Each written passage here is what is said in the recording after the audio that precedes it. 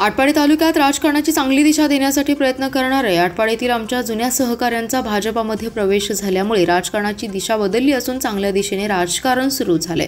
आता संघर्षाचा अध्याय पूर्णपणे संपला असून आता विकासाचा अध्याय या पक्षप्रवेशामुळे सुरू झाला असल्याचं वक्तव्य भाजपाचे आमदार गोपीचंद पडळकर यांनी मुंबईत केलंय। आटपाडीत ग्रामविकास मंत्री जयकुमार गोरे आणि पालकमंत्री चंद्रकांत पाटील यांच्या साक्षीने भाजपने इच्छुक उमेदवारांचा प्रवेश सोहळा घेणार असल्याची ग्वाही यावेळी देण्यात आली। आटपाडीतील जुने सहकारी बंडू शेठ कातुरे, पंचायत समितीचे माजी उपसभापती तानाजी पाटील, माजी ग्रामपंचायत सदस्य कैलास शेंडगे यांच्यासह अनेकांचा भाजपामध्ये पक्षप्रवेश मुंबई येथील भारतीय जनता पार्टी कार्यालयाचे भाजपाचे प्रदेशाध्यक्ष रवींद्र चव्हाण यांच्या प्रमुख उपस्थितीत संपन्न झाला। यावेळी आटपाडी तालुक्यातील भाजपचे पदाधिकारी कार्यकर्ते उपस्थित होते। यावेळी गोपीचंद पडळकर म्हणाले, स्थानिक संस्था निवडणुका सध्या सुरू असून यामध्ये भाजपच्या सर्व उमेदवारांना निवडून आणण्यासाठी सर्वांनी प्रयत्न करायचे आहेत। आटपाडी तालुक्यातील प्रत्येक गावातील कार्यकर्ते भाजपमध्ये पक्षप्रवेश करत आहेत। आटपाडी पक्षप्रवेशांचा कार्यक्रमांचं आयोजन करणार असून यामध्ये ग्रामविकास मंत्री जयकुमार गोरे आणि पालकमंत्री चंद्रकांत पाटील यांच्या साक्षीने भाजपमध्ये प्रवेश सोहळा लवकरच घेणार आहे। आता प्रत्येक गावातील कार्यकर्ते एकत्र येऊन भाजपमध्ये प्रवेश करत असल्यामुळे संघर्षाचा अध्याय संपला असून आता विकासाचा अध्याय सुरू होणार आहे।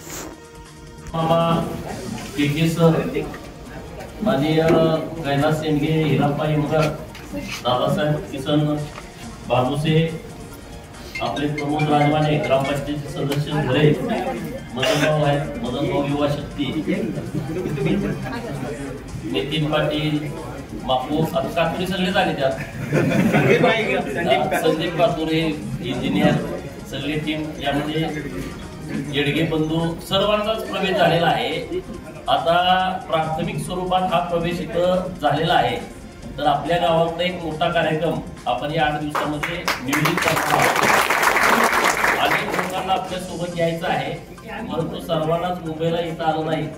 तर गावाकडे एक भव्य दिव्य मंत्री महोदयांची वेळ घेऊन माननीय चंद्रकांत दादा आणि माननीय जयाभाऊ या दोघांना आपण आमंत्रित करून एक मोठा कार्यक्रम आपण आटपाडी तालुक्यात घेणार आहोत। त्यामुळं इथं ज्यांचा प्रवेश झाला नाही त्यांनी नाराज व्हायचं कारण नाही तर परत मतदार चाललंय आणि आम्हाला काय असं काय नाही। तर आपण सगळेजण एक मोठा कार्यक्रम आपल्या तालुक्यामध्ये घेऊ। संपूर्ण तालुक्यामध्ये एक चांगली राजकारणाची दिशा आजच्या या प्रवेशानं बदललेली आहे। ज्यांना ज्यांना वाटत होतं की गोपीचंद पडळकरची गंमत करूया, त्यांची गंमत आज झालेली आहे। आणि